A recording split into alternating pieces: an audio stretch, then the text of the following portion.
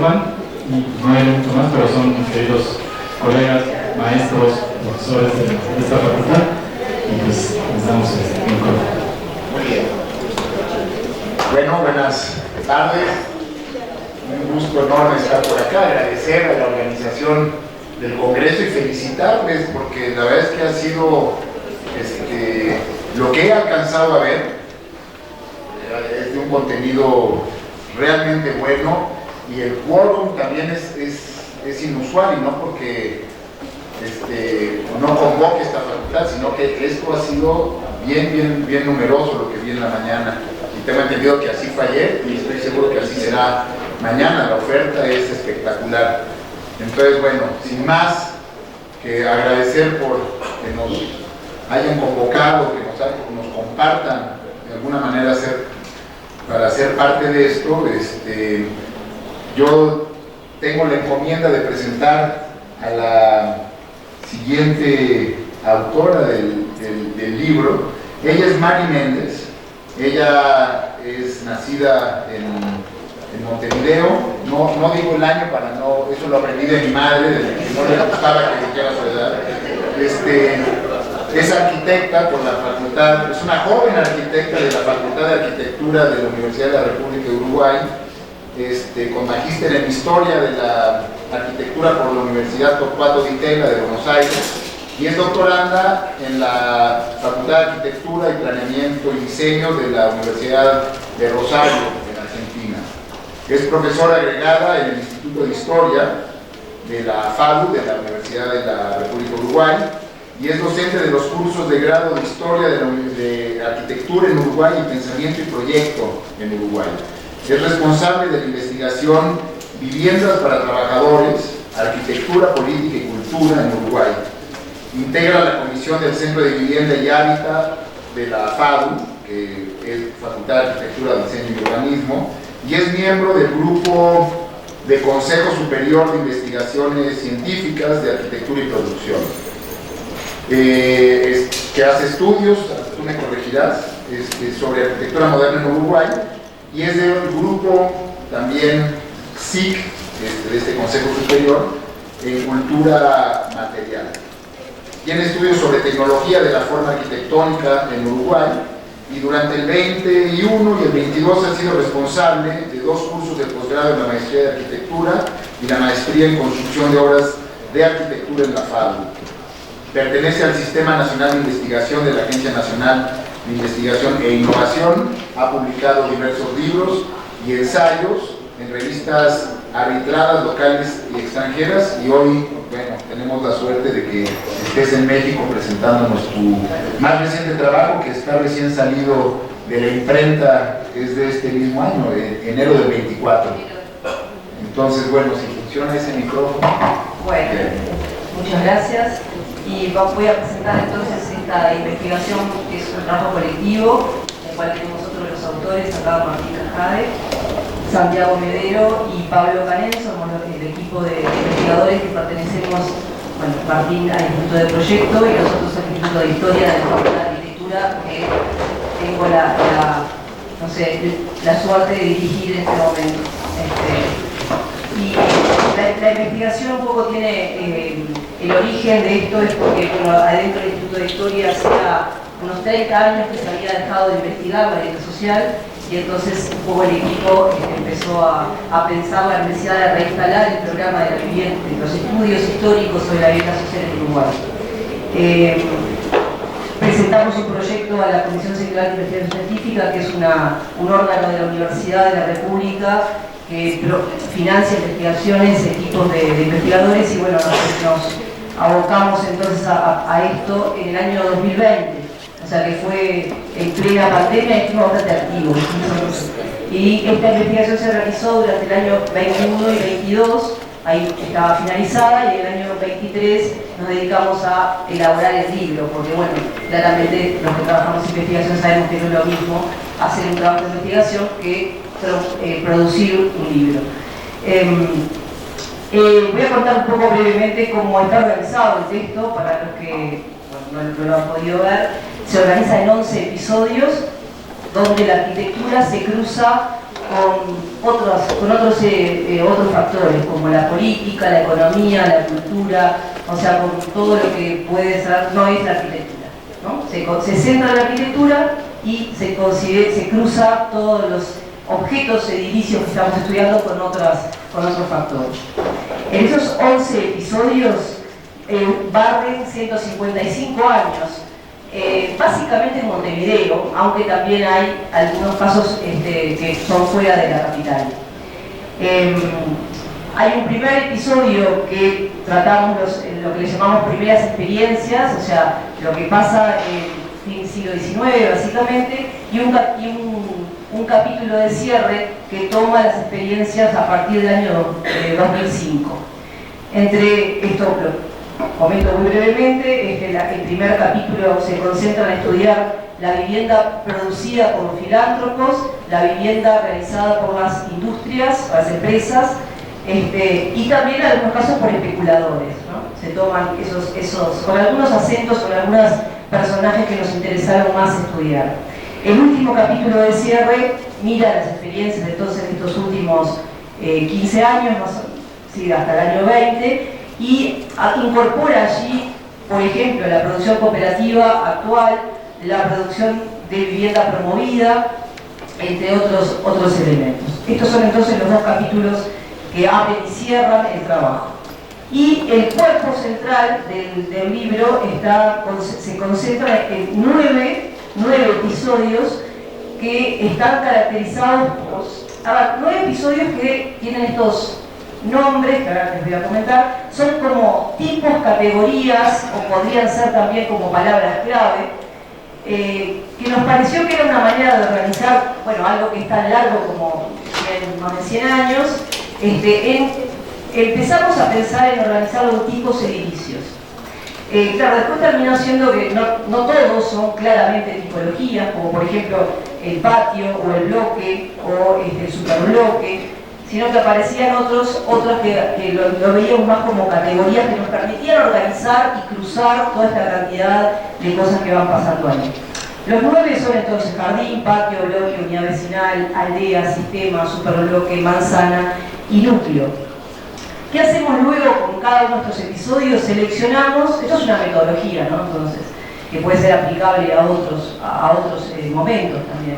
En cada uno de estas categorías seleccionamos un caso principal y una serie de casos secundarios que pertenecen a esa misma categoría. El caso principal está seleccionado porque es, en general, el primero de su especie, ¿no?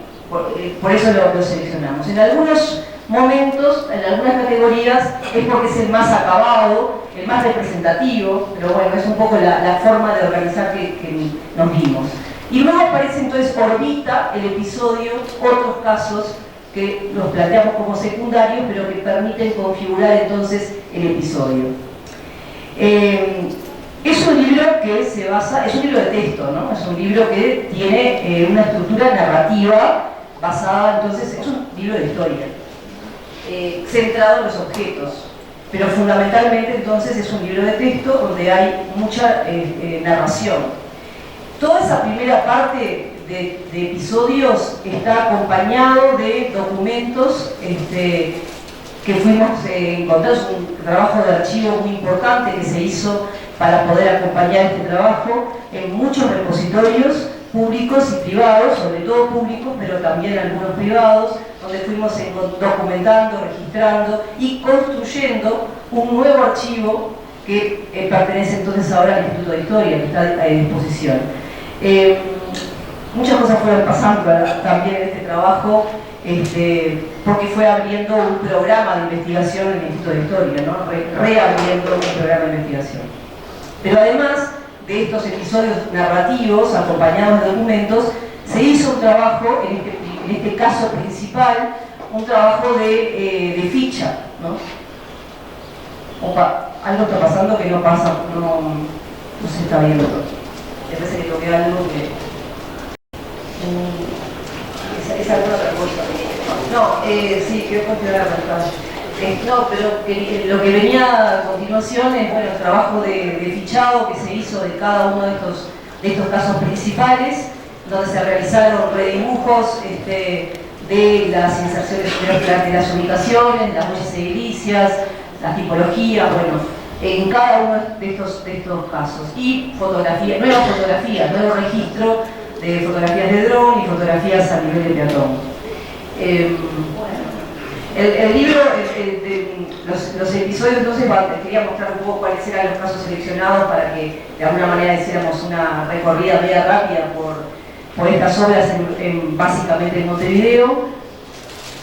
Pero ahí está, bien. Esto es lo que les comentaba, cada uno de estos casos tiene una ficha de este tipo, con los datos una serie de datos ahí que después podrán ver.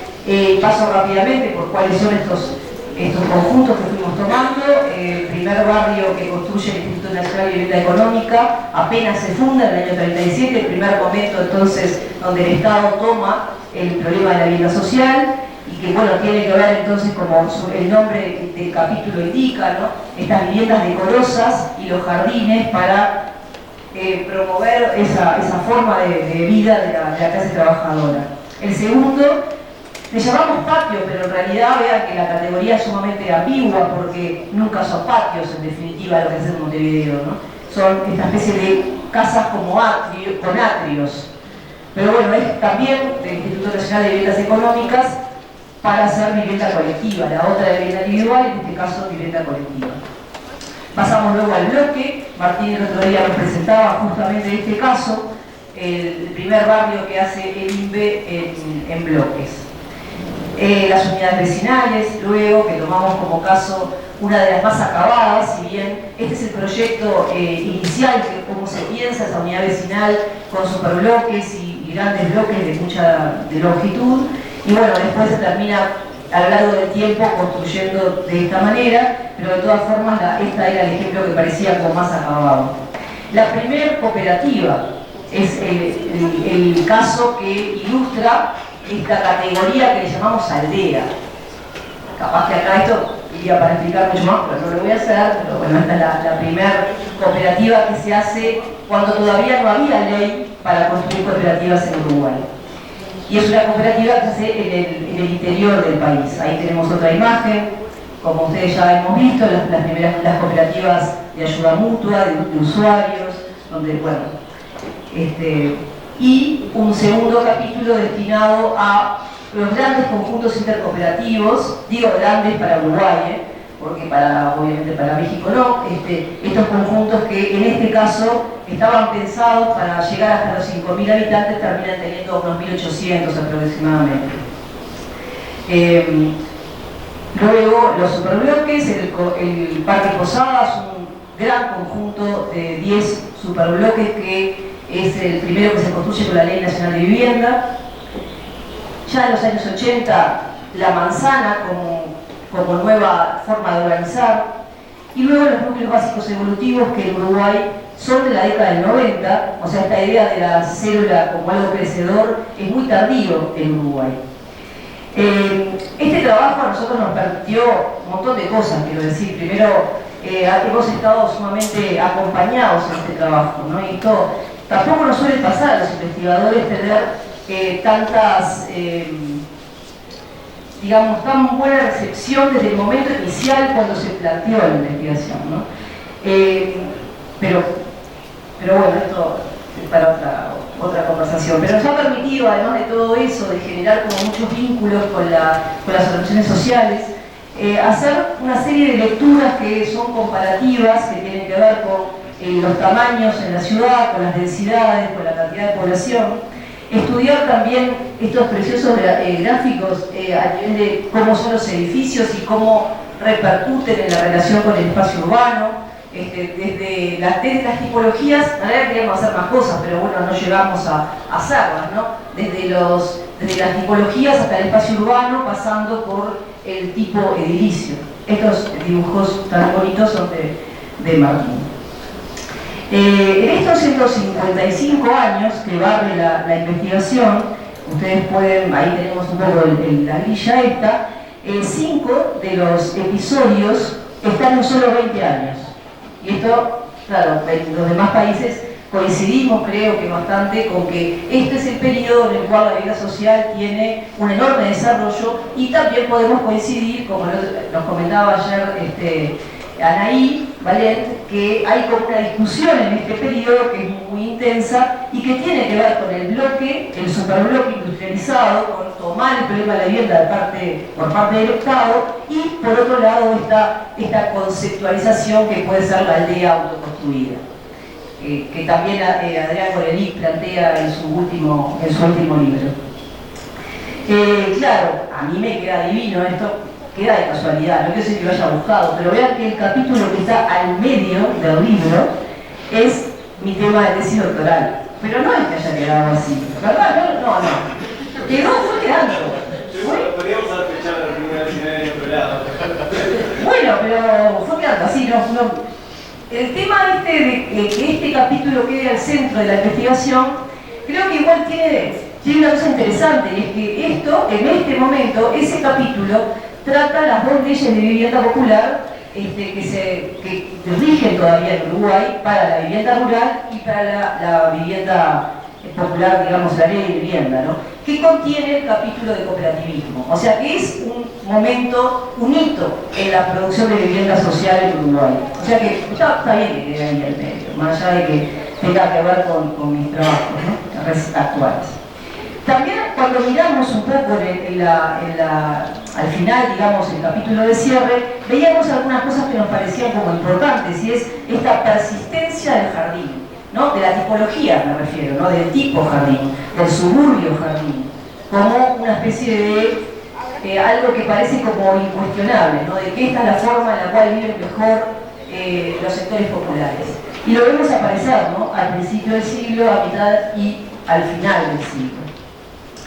Y en este recorrido, bueno, podemos ver una serie de discusiones que tienen que ver con las tipologías, con ideas que están asociadas a los tipos, como el valor de cambio, el valor de uso, si la arquitectura, si estos edificios deben ser construidos por parte del Estado, si deben ser los particulares o el mercado, dónde tienen que colocarse, porque claro, cada vez que se decide o se decidió una tipología está vinculada a su localización en la ciudad, a su densidad y a muchísimas cosas más. O sea que cada vez que se toma una decisión tipológica está cruzada por un montón de otras decisiones que van desde los sistemas constructivos hasta los ideológicos. Y nada más de dejar por acá, sí que este libro, como decíamos, ha sido apoyado desde su idea inicial por la Universidad de la República, por los investigadores, dos de los investigadores, Santiago Madero y yo, somos profesores de dedicación exclusiva a la universidad, y tenemos unos fondos también que nos permiten apoyar las publicaciones, pero la impresión del libro fue financiada por la Intendencia Municipal de Montevideo, por el Municipio B y por 5 organizaciones sociales y gremiales que también pusieron dinero, entre ellas FUPA, la Liga de la Construcción, el Centro Cooperativista Uruguayo, el Plan de Vida Sindical de los Trabajadores Sindicalizados.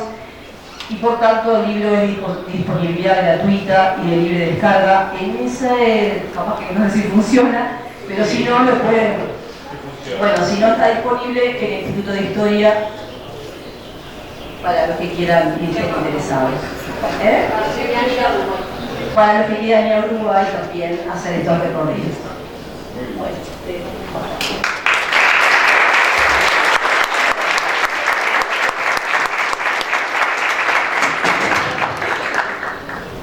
Muy bien. Bueno, pues, de igual manera yo quiero agradecer a los organizadores de este extraordinario Congreso sobre Vivienda que nos hayan invitado a participar. Y agradecemos desde luego la participación de nuestros colegas que vienen de distintos países a compartirnos su experiencia en este tema de la vivienda, que naturalmente es un tema que a los arquitectos nos apasiona, es un tema fundamental, y sobre todo la vivienda que tiene un compromiso importante de carácter social. Aunque todo tiene un compromiso social, esta tiene un poco más. Bueno, ahora vamos a tener una participación de Sharif Kahat, que nace en Lima, Perú, en 1974, y es el autor del libro que aquí nos presenta, Atlas de Vivienda de Lima. Sharif Cajat es arquitecto urbanista, magíster en diseño urbano por la Universidad de Harvard y doctor en arquitectura por la Universidad Politécnica de Cataluña. Es también profesor principal de la Facultad de Arquitectura y Urbanismo de la Pontificia Universidad Católica del Perú y es director de la revista A Arquitectura y ha dictado clases, conferencias y ha publicado libros y artículos en medios especializados en el Perú, en España, en México, Estados Unidos, Brasil, Argentina, Inglaterra, entre otros países. Sus investigaciones se enfocan en la arquitectura y el urbanismo contemporáneo y del Perú en el siglo XX, con especial interés en la vivienda colectiva. Ha sido curador del Pabellón del Perú en la Bienal de Venecia 2014 y el Pabellón de Lima en la Bienal de Seúl 2019. Recibió el premio Bruno Seri en el año de 2012 a la investigación y crítica de la arquitectura y el premio de publicaciones de la 10ª Bienal Iberoamericana 2016. Dirige con Marta Morelli el estudio CAMA-SEMI Arquitectura y Urbanismo, que trabaja en la intersección de la arquitectura y el urbanismo, y desarrolla proyectos urbanos de pequeña y gran escala en Lima y otras ciudades del Perú. Sharif, eres bienvenido y tienes la palabra. Muchas gracias. Muchas gracias a los organizadores por esta reunión porque he trabajado normalmente en este congreso. Oportunidad además de invitación, oportunidad de presentar este trabajo que ha sido una excusa excelente para terminarlo y poder traerlo acá finalmente después de tanto tiempo. Estas fotos las tomé así ayer. Acababa la semana pasada, el fin de semana lo había creado. Y ha sido un recorrido que voy a contar un poco al final, pero voy a comenzar por el final, por el objetivo, para que quede claro el trabajo y el asunto de la investigación. El fondo de hacer un atlas de la vivienda colectiva en Lima tiene que ver con una especie de gran queja y insatisfacción y malestar por la situación de la vivienda en Lima y la decadencia, digamos, del Estado y de la implementación y del interés de todos los partícipes en la producción de la vivienda y de la ciudad, especialmente del espacio público que está alrededor de la vivienda colectiva en este aspecto, ¿no? Sobre todo el Estado. El trabajo de esta investigación, en el fondo, tiene 10 años, que tiene que ver con el Pabellón de Venecia que invitó Colcas en el 2014 a los países nacionales a hacer una investigación de cómo había sido la modernización en los últimos 100 años, y yo aproveché para profundizar, digamos, expandir una investigación doctoral que había llevado justamente con María Montaner, que está acá, y dirigió mi tesis, que terminó siendo el libro Utopías Construidas, que se sentaba en 4 casos como decía Mary, de esta etapa, entre comillas, dorada de la vivienda entre el 45 y el 75. Y cuando me seleccionan para ser el curador del pabellón, yo propongo hacer una investigación de que la mejor forma de transmitir o de explicar qué había pasado en la modernización del Perú en los últimos 100 años era a través de la vivienda. Y hago una investigación que comienza en 1914 hasta el 2014. Y en el fondo, iba a ser el catálogo de la exposición que nunca llegó, evidentemente, y que iba a ser 4 páginas probablemente con una fotito, y pasaba el tiempo, dije, no, esto vale la pena, hay que poner una planta, hay que poner una foto, hay que poner una isometría, hay que decir algo, ¿no? Hay que poner a todos los autores, y bueno, el fue creciendo hasta un punto en que obviamente se desbordó y siempre, digamos, era como un proyecto en la oficina, ¿no? Esos proyectos que tuvo un fondo de trabajo inagotable y siempre había alguien en la oficina, algún practicante o algún arquitecto, alumno que sabía del curso, que además esto era un curso en la universidad donde hablábamos de la vivienda y había que redibujar todos los proyectos. Entonces, ir a los archivos, visitar, tomar fotos, hacer un trabajo enorme y en el cual me daba ganas de cubrirlo todo, evidentemente imposible. La producción del Estado por muchos años ha sido muy buena y muy extensa, pero creo que he podido recolectar los mejores proyectos de la época de 1910 a 1985, que es donde hay una debacle total asociada a la crisis, corrupción, decadencia de la clase política del Perú, del 85 al 2000, que además en el libro lo represento como una página negra, porque no hay nada. Hay un proyecto, literalmente un proyecto, que es un trazado en un arenal, que además el gobierno lo abandona y lo deja a la suerte de Dios.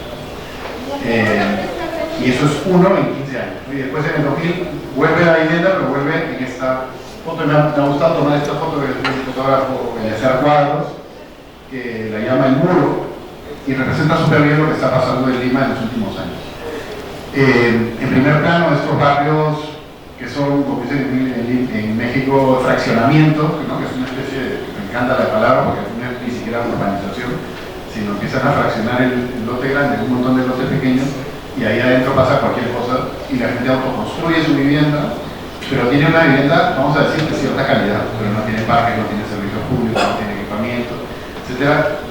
Y al fondo están en las laderas toda la vivienda informal que hemos visto que se parece mucho a la de Atacama o cualquier ciudad latinoamericana en zona desértica, que no tienen agua, no tienen acceso ni siquiera peatonal para llegar a estas laderas. En algunas manchas blancas que ven ahí tienen la suerte de tener algunos tanques de agua, pero en realidad llegar el agua no hay acceso sanitario, el agua es lo más difícil de llegar, los pozos para la sanidad son imposibles, están afuera de la casa, peligrosísimos. Bueno, no tengo que decir, es una desgracia. Y en el medio está la respuesta del Estado. Unos bloques que además en planta están fragmentados, con rejas, con guardia, cuando uno sale de la quinta lo asaltan básicamente. Entonces, frente a ese malestar, nace la tesis doctoral que tiene que ver con cuando el Estado hacía cosas potentes y positivas, que eran las unidades vecinales de Lima, pero después me doy cuenta que si son buenas y potentes, no ha sido suficiente ni tampoco lo que más se hizo. Entonces, en ese estudio, y poco para reducir la imagen y que sea más clara en la expresión, lo que ven al centro es la unidad vecinal número 3, que es uno de los grandes hitos de la urbanística y la arquitectura y la vivienda colectiva en el Perú, promovida por Belaúnde en el año 45, 46, comienzan las obras, en el 49 se inaugura. Al lado, lo que pueden ver que parece la UNAM, es la UNAM de Lima, que es la Universidad Nacional de San Marcos, con el estadio, ¿no?, de gran escala. De hecho, tuvo una gran influencia en el diseño de la UNAM para la Nacional San Marcos, ¿no?, que es la Nacional del Perú. Y al frente, lo que ven en esa línea fucsia es un conjunto que se llama Alto Benavides. Entre esos dos, 1945 y 2012, ¿no?, podemos hacer la historia y el resumen de la debacle de la arquitectura y el urbanismo en el Perú. En ambos hay, más o menos, en la V3 hay 1.117 departamentos y en la otra hay 1.230 departamentos. Uno tiene 30 hectáreas, el otro tiene 1.7 hectáreas. Y ya, no tengo que hablar de todas las bondades de la V3 y toda la desgracia que vive en un barrio total. Y normalmente los barrios, en el mejor de los casos, son así. Este no es el Alto Benavides, es un poco peor, pero no quise ser tan dramático y solamente mostrar cuál es la respuesta a la vivienda en el Perú. Entonces, frente a eso, digamos que el Atlas lo que trata de hacer es decir, bueno, vamos a abrir los ojos, vamos a poner técnicamente qué ha pasado en estos 110 años, en 74 proyectos que van desde el centro histórico, cuando todavía Lima no era el centro histórico, sino era el centro nomás, y se hacía la vivienda como completar manzanas, y las viviendas que se hacen encerradas o estas de techo propio, que son estos módulos, núcleos para crecer en las periferias que no tienen ni servicio.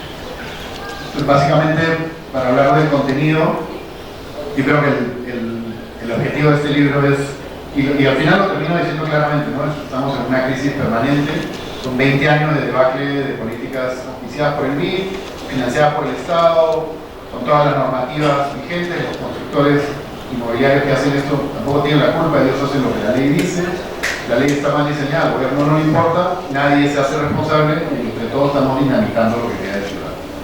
Entonces, frente a esto, con un barrido, entre comillas, técnico, podemos comparar la densidad, el área libre, el espacio público, el equipamiento y el redibujo de estos conjuntos, que acá lo pueden ver en un momento histórico, que justamente pueden ver el centro de estos 110 años plagados de proyectos de todo tipo y de escala, y después ven, al final van desapareciendo y son ridículos, minúsculos, poco potentes, y al final como que desaparecen en este magma gigante de población y territorio.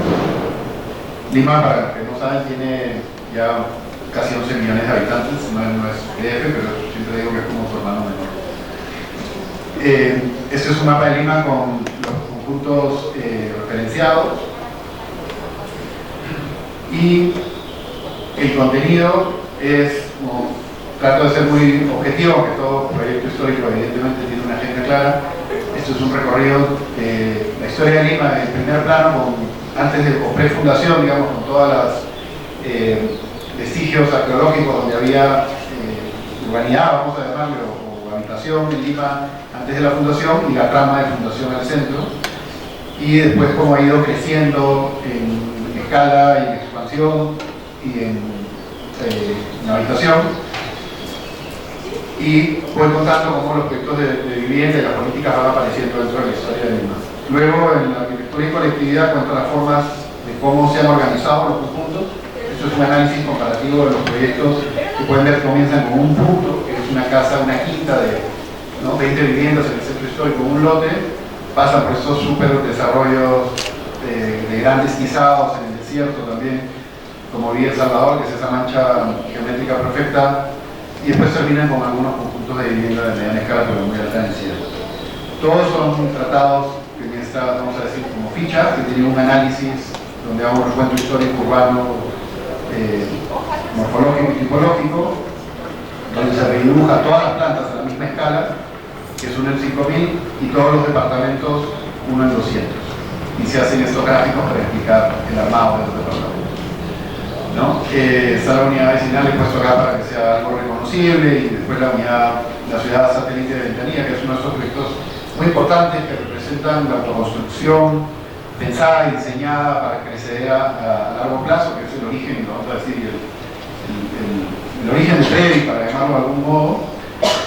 La ley de la vivienda progresiva formal, que es de 1961. Este proyecto es el primero que lo materializa y es muy interesante, muy poco conocido para lo importante que es. Y acá, de hecho, acá trabajó John Turner y Manwin, que me apareció en alguna de las charlas. Aprendieron todo, lo tradujeron al inglés y se lo vendieron al mundo.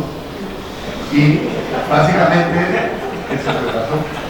Y luego, esta debacle del año 85 con el gobierno aprista de Alan García, que trae abajo todo, cierra todos los institutos de vivienda, es básicamente, junto con el terrorismo, con Sendero Luminoso, son las dos peores cosas que le han pasado al Perú en la historia republicana, y que destruyen la arquitectura, el urbanismo, la institucionalidad, la idea que el Estado tiene que construir la vivienda. Y claro, cuando llega Fujimori parece que nos iba a salvar, ¿no? Y en Fujimori tuvimos 10 años de inacción, y más bien su proyecto de vivienda era la legalización de los lotes informales para hacer de los propietarios un nuevo capitalista, vamos a decir, en este sistema. Y cuando regresa la vivienda, regresa en forma de estos conjuntos que pueden ver acá en la parte baja, que son siempre una estampa que se copia y que tiene mucho que ver con lo que comentaba Doris en Colombia, que es conjuntos homogéneos, que no tienen nada que ofrecer, ni servicios cerrados normalmente, y en algunos casos torres, como podrán ver. Y termino con una reflexión que tiene que ver con lo que nos está faltando, ¿no? Esta ciudadanía que, digamos, que la gente no logra tener, porque tampoco la ciudad se la logra otorgar. Y finalmente, como decía al comienzo, este proyecto nace como informe, pero en realidad tiene que ver mucho y quiero agradecer especialmente a Jesús María, que ha estado hace tiempo siempre acompañando, comentando el trabajo, y en el trabajo de Informa, la Fundación Vice, al Ministerio de Cultura y el Grupo de Comercio que auspiciaron por primera vez un pabellón peruano en la Bienal, y especialmente a toda la gente de la oficina que ha trabajado largos años. El otro día haciendo un poco de estado de la cuestión del libro, sumada 3.200 horas de dibujo, de redibujo de todos los, tratando de hacer un balance en cuanto a tomar, sin tomar las horas que yo le he metido a esto, que a verdad ha sido otra. Pero es un trabajo muy largo, y que evidentemente sin también el trabajo de mi socia Marta, que siempre está ahí apoyando y criticando y cubriéndome en otras cosas, no hubiera sido posible. Bueno, gracias.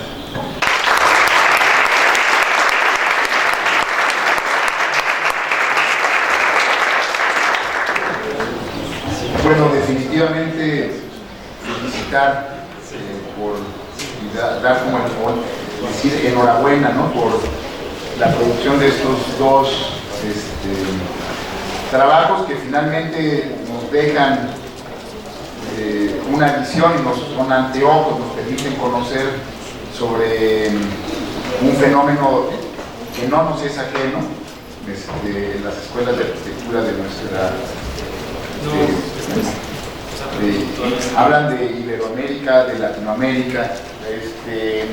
Entonces, lo que hemos planteado con Gustavo como para poder un poco sacarles más información es que les íbamos a hacer un par de preguntas, y luego nos interesa mucho también saber del público qué inquietudes tienen. Yo creo que ese es un momento único, poder hablar con los autores y poder establecer un diálogo y poder también rescatar algo de información más allá de lo que está en estos textos. Entonces, Gustavo, te doy la palabra. Quizás nos podríamos reunir un poquito, nada más cortar una pregunta. Sí. Y ya siempre. O hacemos las dos y que ellos se hagan cosas. Va. Decidan todas. Va. Bueno, sobre todo en el primer libro, me parece interesante que haya la experiencia de reflexionar sobre diferentes maneras de cómo se gestionaron las viviendas. Viviendas por cooperativas, viviendas por iniciativa privada y viviendas por el Estado. Yo preguntaría, en una valoración de conjunto, ¿cuál de estas experiencias creen ustedes que ha resultado mejor como respuesta en términos de poder ofrecer una vivienda amable, confortable y que responda bien a las necesidades de los usuarios? ¿Cuál de las gestiones? Y la otra pregunta sería, y tiene que ver un poco con la primera, pero pensando en términos de densidad construida. Y esta densidad construida va a reflejarse en la manera de cómo se organiza el espacio colectivo y el espacio privado. Y la pregunta sería, ¿qué valoración tienen de cómo estos conjuntos se insertan bien o no al tejido de la ciudad y si ayudan a la vida colectiva de la ciudad?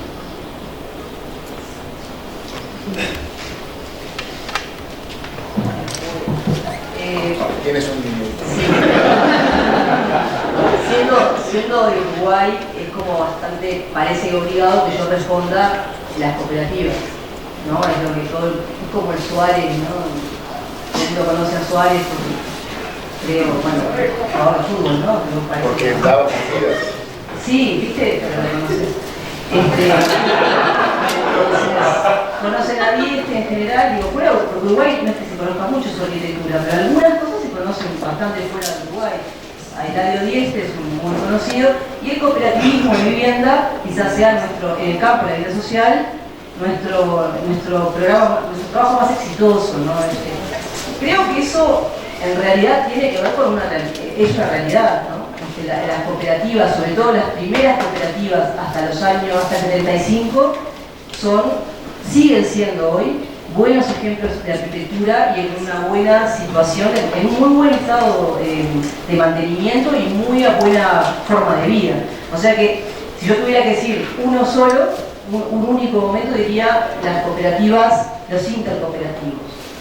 O sea, no las cooperativas chiquitas, sino las cooperativas que tienen, bueno, entre 500 a 500 casas, o la que tomamos acá como caso, tiene ya como pasa las 1000, ¿no? Creo que es una buena forma de resolverlo, y a nivel de lo que genera en los grupos humanos, sigue siendo todavía hoy, una buena forma de resolver la vivienda, el acceso a la vivienda. Por su forma de gestión, por la autogestión, pero también por los tipos arquitectónicos con los cuales los arquitectos han dado respuesta a esto, ¿no? Si tomamos el cooperativismo de los primeros ejemplos, yo digo hasta el 75 con claridad, es nuestra mejor arquitectura. O sea que diría eso si me tengo que quedar con uno de los tipos. Ahora, creo que en cada uno de estos episodios nosotros lo que hemos seleccionado es nuestra mejor arquitectura también. Si hacemos cada uno de ellos. El tipo patio que les mostraba hoy es una muy buena forma de resolver el problema de la vida colectiva, porque tiene una enorme inserción urbana en las áreas consolidadas de la ciudad. No así estos otros conjuntos, para tratar las dos preguntas, ¿no? Si bien creo que las cooperativas de mayor tamaño son capaz que los mejores ejemplos, en general han estado en las periferias por muchos motivos, pero uno tiene que ver con el costo del suelo, ¿no? Porque las cooperativas compraban los terrenos y siguen comprando los terrenos en una ausencia de cartera de tierras importante en la ciudad y en el país. O sea que, si tuviera creo que hay otros tipos capaz que son más enseñan mejores cosas, ¿no? Estos tipos patios me parecen sumamente interesantes e importantes como estructuras urbanas. Después, la unidad vecinal creo que también todavía contiene una cantidad de valores. El trabajo de Martín Cajade, su tesis, esperemos que termine de maestría rápidamente, muestra como también el trabajo de Yarif, ¿no? Las unidades vecinales, que creo que hay mucha gente en esta sala que ha trabajado sobre esto, contienen una cantidad de valores, ¿no? Pero bueno, continuamos.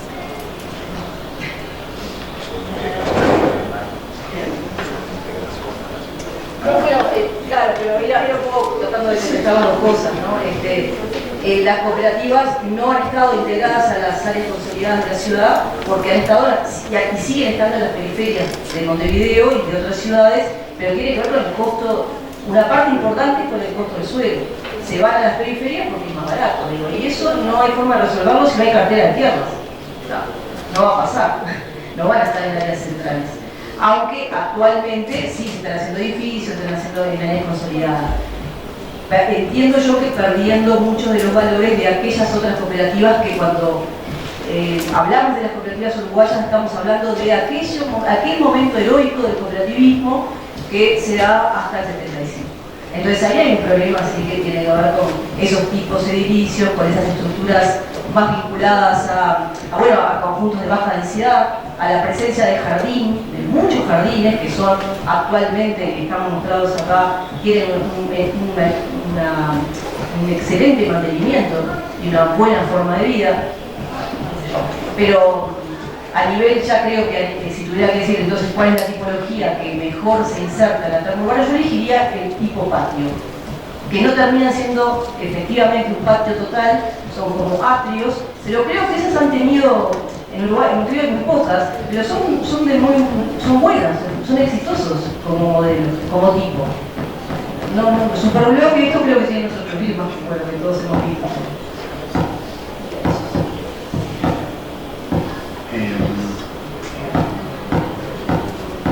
Sí, le pregunto. Este ya murió. Si hay que apostar en realidad de una... Es curioso porque cuando gané la tesis doctoral que estaba dedicada a las unidades vecinales pensaba que era lo mejor que había. Pero lo mejor que había hecho el Estado, digamos, por una arquitectura potente, con unos servicios increíbles, con unos equipamientos que le servían a nivel metropolitano y siguen sirviendo además hoy en día, siempre conectadas a una vía de acceso rápida, con distintas arquitecturas, pero con una visión de ciudad muy potente y siempre muy abierta. Dependiendo de la ubicación y un poco el nivel socioeconómico al cual se dirigió, porque tuvo distintos momentos, desde el obrero al empleado, casi el empleado público y después al migrante, de algún modo que nunca fue exactamente el migrante más joven, pero que eran gente con un poco menor de ingreso. Los barrios se han ido desarrollando de distinta manera, unos que parecen tienen una performance increíble, diría yo, en la zona céntrica de la ciudad, y unos que le han ido un poco peor en la zona popular. Pero si bien han sido así de buenos, vamos a decir que muchas bondades, también han sufrido particiones, enrejados, transformaciones enormes, unos más que otros. Pero creo que el más efectivo y la mejor respuesta, si me preguntas cuál sería, por cuál apostarías en este momento, sería por una unidad vecinal, pero que integre la autoconstrucción. Digamos que de algún modo el PREVI es la respuesta de unidad vecinal con autoconstrucción, porque permite que con baja altura, con pocos servicios, con poco gasto de parte del Estado, pero con una buena planificación de baja densidad y alta densidad con baja altura, se pueda desarrollar conjuntos organizados, abiertos, con servicios y que mejora toda la ciudadanía, la idea de barrio hacia alrededor, y que además lo hemos visto, específicamente mucha gente cuando visita PREVI, visita las 500 casas famosas, con los más famosos arquitectos internacionales. Nadie le importa a los peruanos, pero son igual los mejores, la verdad, o sea, todo el mundo va por los americanos, los holandeses, hasta los hindúes, pero a los peruanos nadie les da bola, y están ahí muy bien puestos. Pero lo más interesante es que cuando uno camina por la Alameda de PREVI, la segunda y tercera etapa de PREVI, que no se llama PREVI, que no se construyó como tal, es un conjunto que fue el corazón de la exposición informal, que es un proyecto de lotes y servicios, que con muy pocos recursos produce muy buena urbanidad y las bases para que se genere una sensación de comunidad. Y creo que ahí está la clave de hacer mucho con pocos recursos. Bueno, en esta segunda tanda de preguntas que habíamos más o menos establecido que les haríamos, algo que nos interesaba, que nos llamó la atención, si bien los dos libros, uno, el de Mary, habla más, ¿es Mary o es Mary? Mary. Habla más de el fenómeno de la vivienda colectiva, popular, social, no específicamente sobre la ciudad en donde se implanta, sino que incluso hay casos, no necesariamente en Montevideo o en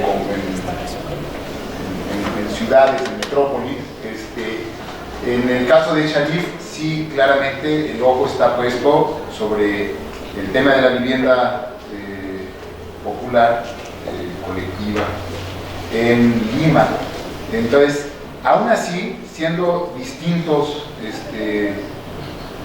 las escalas, los enfoques, hay un principio metodológico en el que coinciden, quizás, que en ambos casos se dan a la tarea, que no es una labor como para desestimar, quizás pasa muy fácil por lo bien que está logrado, que tiene que ver con haber homologado información de los casos que se estudian, de tal forma que permite las comparaciones.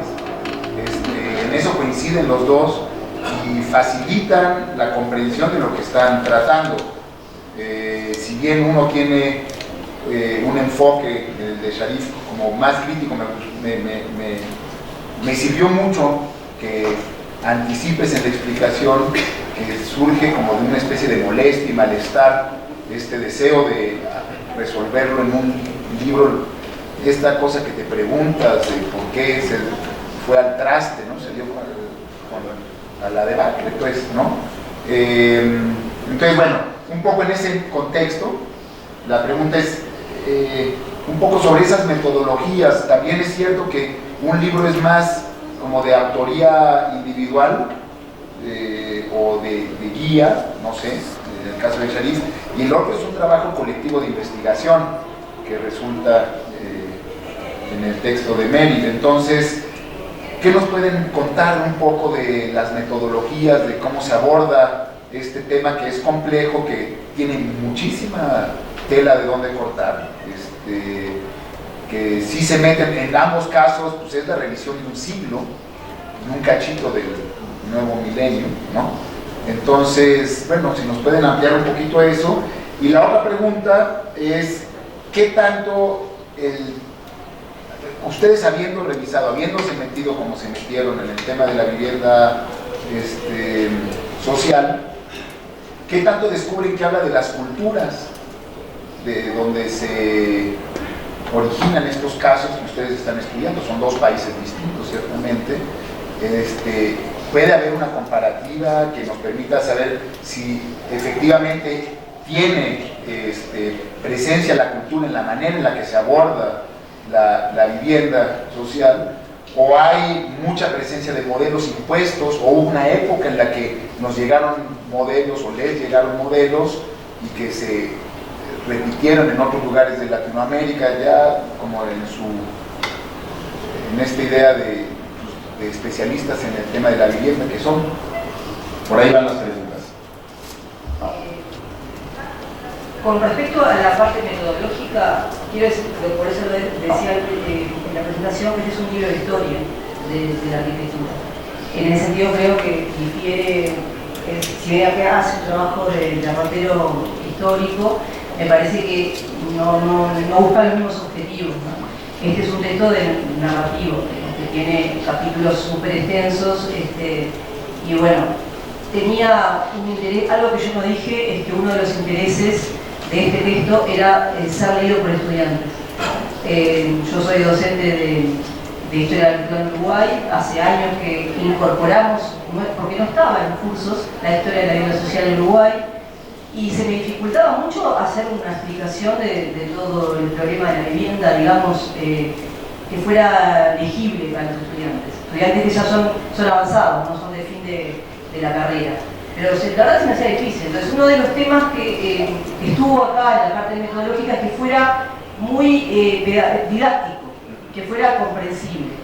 Creo que eso, el trabajo lo logró bastante, porque cuando empezamos a trabajar en esta organización, yo inmediatamente empecé a darlo en el aula con esta organización, y es muy comprensible este pasaje por los tipos. Digo que son tipos, no es siempre edilicios, pero es como que, bueno, ordena, y lo ordena desde un punto de vista de la arquitectura. Y en ese sentido creo que esta organización que este trabajo tiene permite hacer trasvases o comparar con otras regiones, tanto sea en América Latina, en América en general, como cualquier otra región, porque tiene problemas disciplinares, ¿no? Entonces, eso estuvo siempre presente en el libro, en el trabajo de investigación, que fuera también algo que a los arquitectos que no trabajan en historia también tuviera un lenguaje y una cosa también didáctica. Entonces, en ese sentido la metodología tuvo como eso siempre muy presente, que fuera fácilmente, se puede incorporar rápidamente la organización que tiene un libro. Por eso me concentré un poco en explicar esta parte más metodológica y, bueno, por supuesto, centrarse en los edificios, ¿no? Hacer como un trabajo de cultura material. Claro que cruzado por todo lo que hace que esos edificios hayan podido existir, porque a veces hay también estudios muy intradisciplinares, muy autónomos, que se sumergen en los problemas disciplinares y no explican las condiciones de posibilidad de las obras.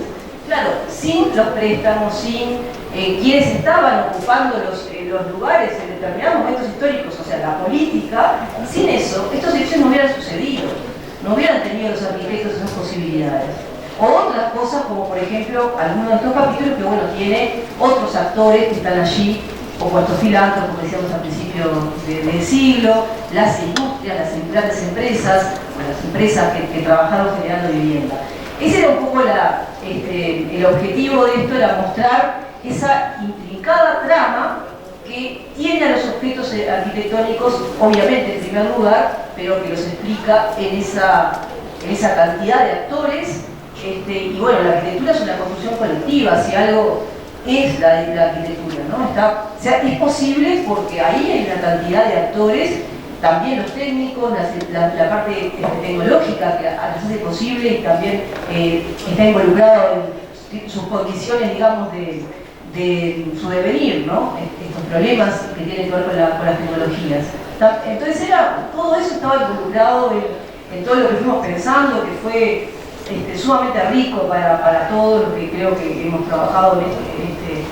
Quiero decir también que los trabajos de Sharif para nosotros han sido, sí, son una referencia.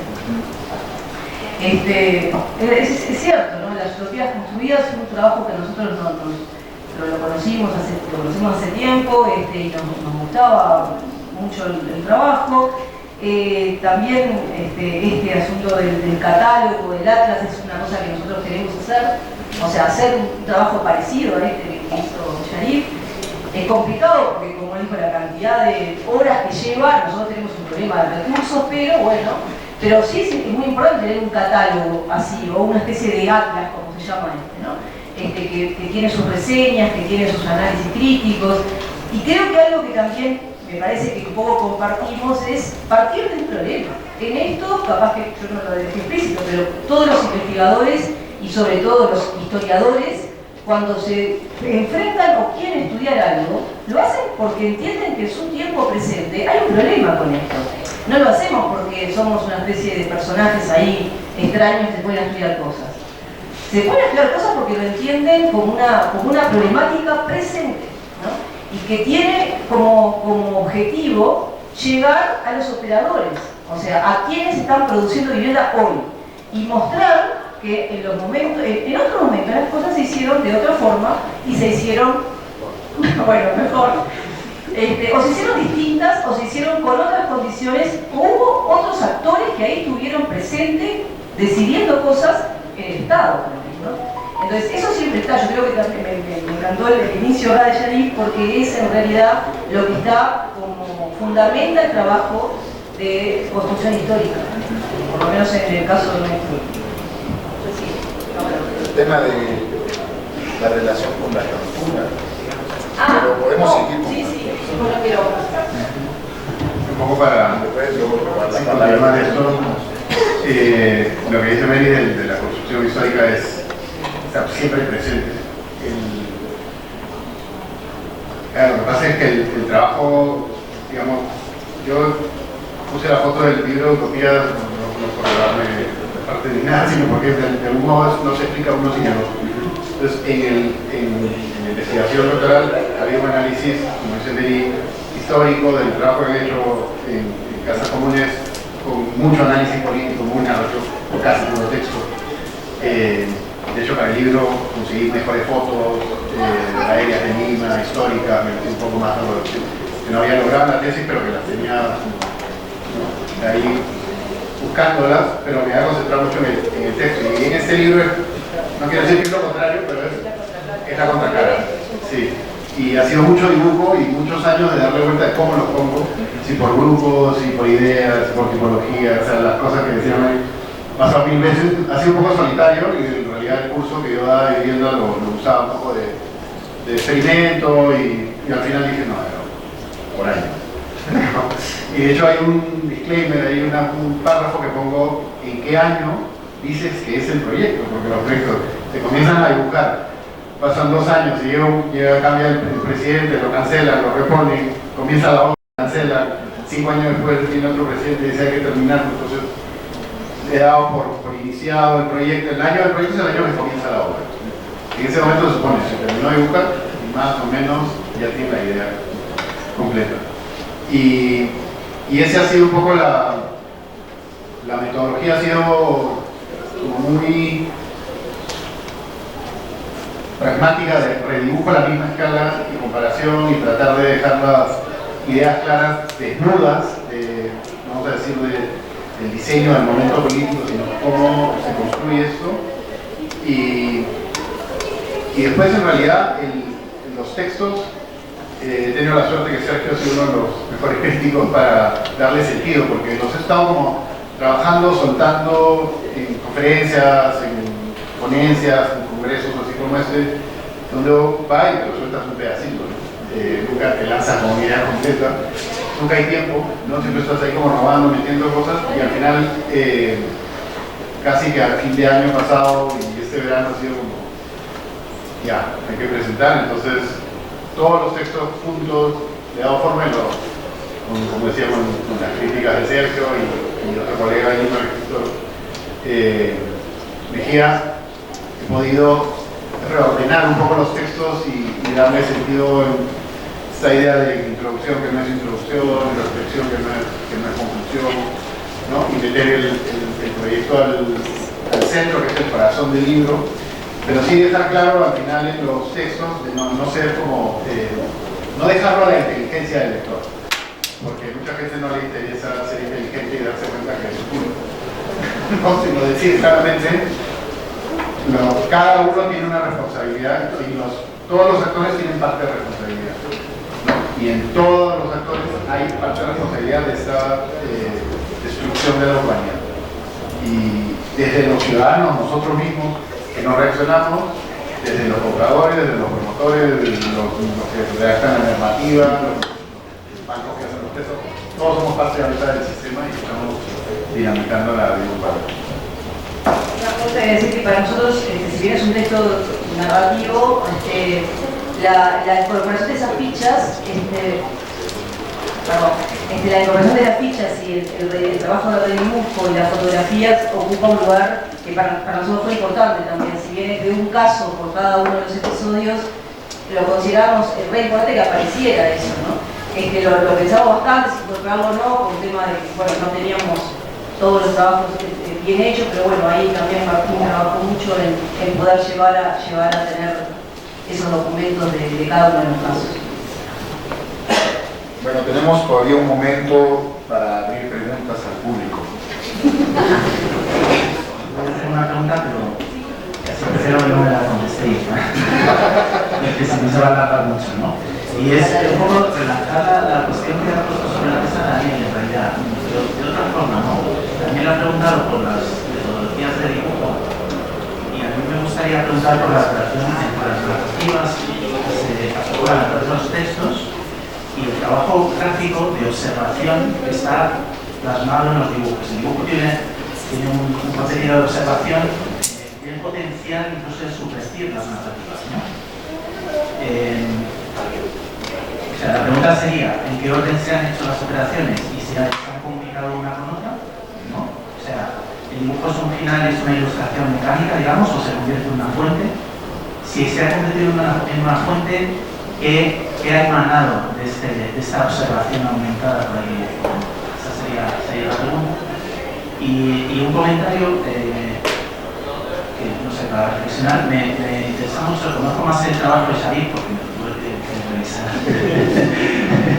y para mí lo más interesante es cuando la metodología del dibujo, que estaba articulada y tan sistemática, se aplica a ejemplos tan distintos, como que se rompía, digamos, ¿no? Por ejemplo, en los casos de lotes y servicios, ¿no?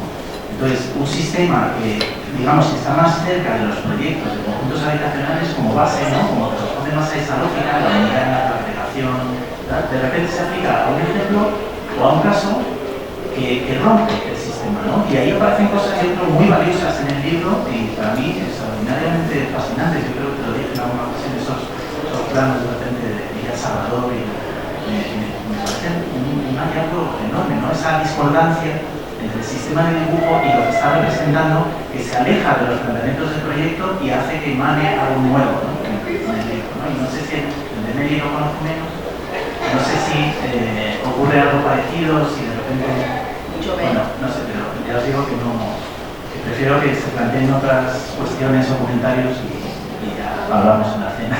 Por acá, mira. Recuerdo en una presentación de María que mencionó el término de la época de oro de la producción de vivienda en Latinoamérica, y bueno, creo que los dos libros retratan esa época de oro. El gobierno mexicano ahorita está replanteando, nada más narrativamente, la verdad es que quiero que estén pensando en volver a que las instituciones de vivienda vuelvan a producir, porque también tuvimos nuestro capítulo negro donde se lo dejaron a los desarrolladores y pues tenemos ciudades abandonadas, ¿no?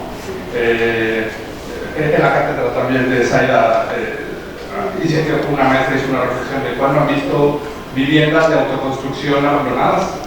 No existen las viviendas de autoconstrucción abandonadas, ¿no? Entonces, pues vivimos en una región que demanda poco nuestra profesión, ¿no? El ancho de la población se las arregla sin nosotros.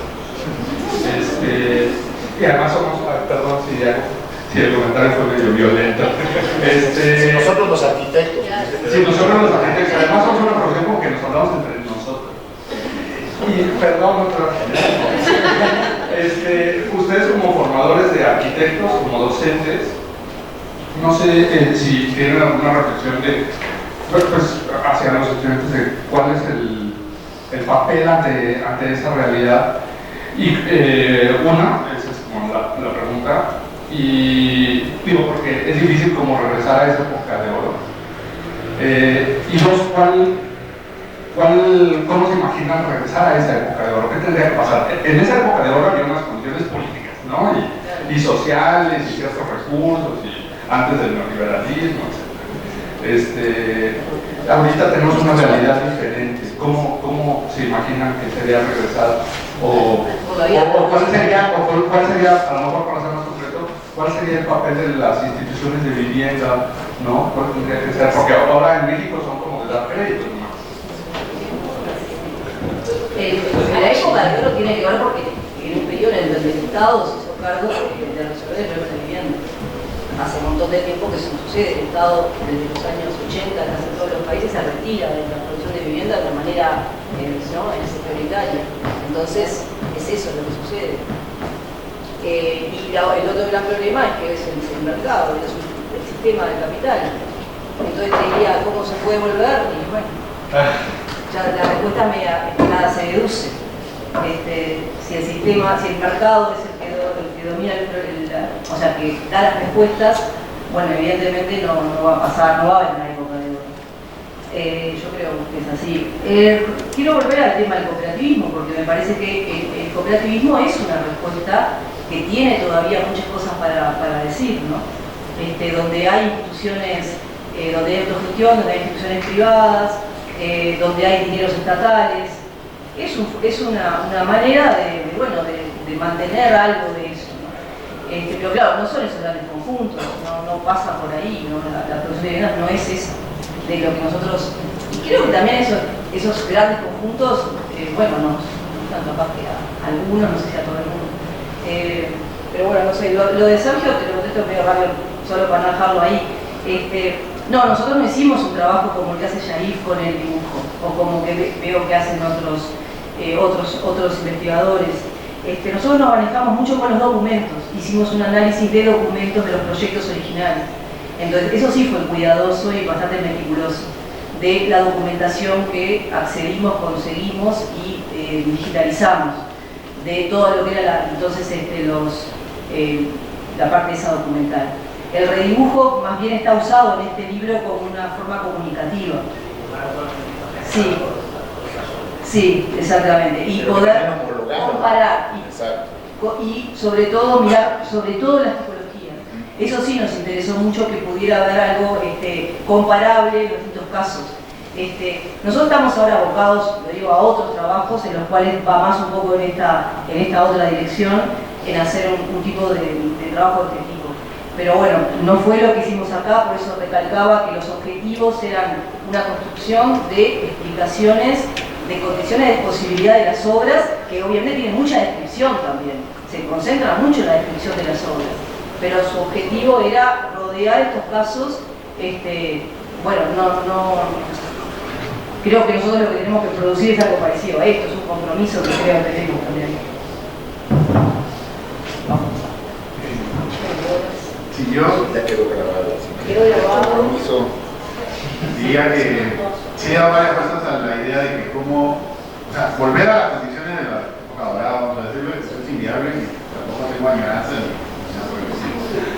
Pero siempre estoy pensando, y he tenido la suerte de tener algunos, bueno, suerte y frustración al mismo tiempo de tener algunos encargos como arquitecto, como proyectista de vivienda social, que no se han construido, y gracias a Dios, porque comenzamos con un inmobiliario que tenía unas ideas muy buenas, y de hecho por eso me llamó a uno que ya hacía un sello de firme plan, lo que nos llamó quería darle vuelta al sistema, entre comillas, y era muy difícil que sea rentable.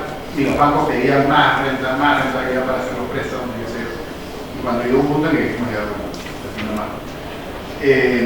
Pero sí he pensado muchas veces qué tiene que suceder. Bueno, yo creo que tiene que suceder un par de cosas. Lo primero es que el suelo tiene que ser con un poco de subsidio del Estado y no solamente el préstamo. Y creo que ahí es donde los pedazos de terreno que no cualquier inmobiliario le cambia una zonificación y ya está, porque es una corrupción, ¿no? Que ya conocemos toda Latinoamérica, Iberoamérica, sino que el Estado es el que, de acuerdo al plan, de acuerdo a donde hay agua, donde hay desagüe, donde hay transporte público, genera suelo para hacer alta densidad de vivienda. Eso es lo primero. Y creo que ahí es donde debería ponerse los préstamos, no en cualquier lado, no donde no llega el agua. Y eso, yo creo que pondría ya la base para exigir lo siguiente, que es como cualquier empresa que va a estos bancos de inversión, que apoya el BID también, cuando dice, no, yo voy a hacer un negocio sostenible, no voy a afectar el agua, no voy a afectar el sistema ecológico donde estoy poniendo mi empresa, voy a usar energías renovables, tienen unos préstamos bajísimos, pero el banco manda a una persona y certifica eso, que esta empresa cumpla eso. ¿Por qué la vivienda? Dice, yo voy a hacer un proyecto abierto, voy a dar servicios, van a haber tiendas, no tienen que ser regaladas, van a haber tiendas, van a haber lavanderías, van a haber panaderías, van a haber escuelas para niños, todo eso genera dinero, pero tiene que haberlas y no tiene que dejar un hueco nomás para cuadrar agua, que es lo que hacen. El área libre es un estacionamiento de infraestructura y después el resto está cerrado. Si uno revierte eso y dice, bueno, yo te hago el préstamo barato, pero tiene que cumplir estas condiciones, sería una maravilla. Entonces yo creo que esas son dos cosas como elementales que tiene que participar el Estado y tiene que participar con firmeza sobre las municipalidades, que son unos grandes negocios inmobiliarios de cambio de zonificación. Las otras preguntas. Las complejas. Bueno, en primer lugar les quiero felicitarlos porque asistir a la presentación de un libro como estos es como una fiesta intelectual, ¿no? Disfrutamos mucho. Pero quiero retomar antes de perdernos en la gestión, cuestiones que tienen que ver con la disciplina y cómo llegan a plantearse una pregunta o un problema y a tratar de responderla, ¿no? A mi modo de ver, yo creo que son objetivos parecidos con metodologías distintas. No quiere decir que porque no haya dibujos haya deselementos, tenga un mérito menor, porque no haya la producción de dibujos que tenga el atrás, un libro tenga un mérito menor que el otro. De alguna manera yo creo que logran los dos objetivos. En cuanto a cuál ha sido la trayectoria de la acción habitacional en dos ciudades de América Latina, ¿cierto? Y me parece que de alguna manera hay un sentido mucho más crítico de la historia y quizás de la teoría de la arquitectura. Cuando produces un texto y ensayas y describes y hablas de arquitectura, y el atlas también, no digo que no lo tenga, pero de alguna manera la cosa gráfica hace que también la crítica venga de la relación visual con el arquitecto, ¿no? aunque también el libro de Montevideo también la tiene. Entonces, en términos disciplinares, yo diría que tenemos dos aportaciones muy relevantes en términos metodológicos, son objetivos muy parecidos y una contribución muy importante, sobre todo en estos momentos en que es muy difícil. Sí, un comentario breve que retoma cosas que decía Doris también. Felicitarlos ante todo y celebrar que dos libros que parecen como tener una voluntad compartida en muchos aspectos estén saliendo al mismo tiempo, porque eso no solamente es un aporte al estudio de los casos nacionales, sino que también consolida, digamos, una base para pensarlos en términos regionales, ¿no? Es un gran aporte en ese sentido.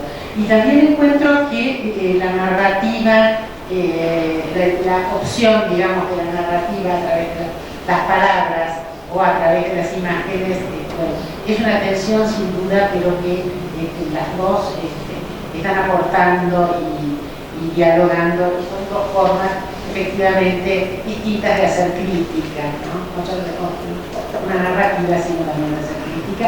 Por último, me quería referir al público. Tenemos públicos descontados, o sea, los historiadores, los estudiantes, yo diría los operadores, los arquitectos también.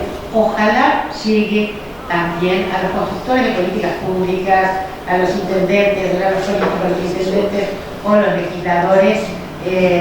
No vamos a volver a la época de oro, pero por lo menos que estos libros tendrían que servir para que quienes toman decisiones lo hagan de manera inteligente e informada, y eso no suele ocurrir. Bueno, son un gran aporte en ese sentido. Felicitaciones. Tuve la suerte de ver unas cooperativas de vivienda por ayuda mutua en Montevideo que estaban retomando su complejo habitacional en pleno construir en barrios fundacionales de Montevideo. Me imagino que salen de la temporalidad del libro, pero solo quería mencionarlos porque eran una maravilla, retomaban hasta las costumbres, la cultura del barrio fundacional de Montevideo, generaban al interior de sus complejos habitacionales el museo que recuperaba la historia del barrio. Había barrio de migrantes, una cosa maravillosa. Visité creo que eran unas 6 cooperativas de vivienda por ayuda mutua en barrios fundacionales de Montevideo, que hasta se hacían cargo, algunos eran edificios reciclados, y hasta se hacían cargo de promover precisamente una cultura que iba tendiendo al olvido, que para mí de verdad eso es una de las cosas que no tiene comparación de las cooperativas en Montevideo. Bueno, nos dicen que estamos ya sobre el tiempo, no sé si quieren agregar algo más sobre estos últimos comentarios. Bueno, muchas gracias, ¿no? Dice que muchas gracias.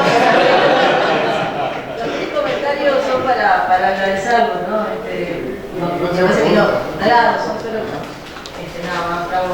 Y sí, la verdad que nosotros hace tiempo que nos venimos compartiendo muchos espacios, ¿no? Que no es la primera vez, no, hemos estado en Venecia juntos, porque yo fui curadora del pabellón cuando él estaba, fuimos al MoMA juntos, hemos venido compartiendo espacios.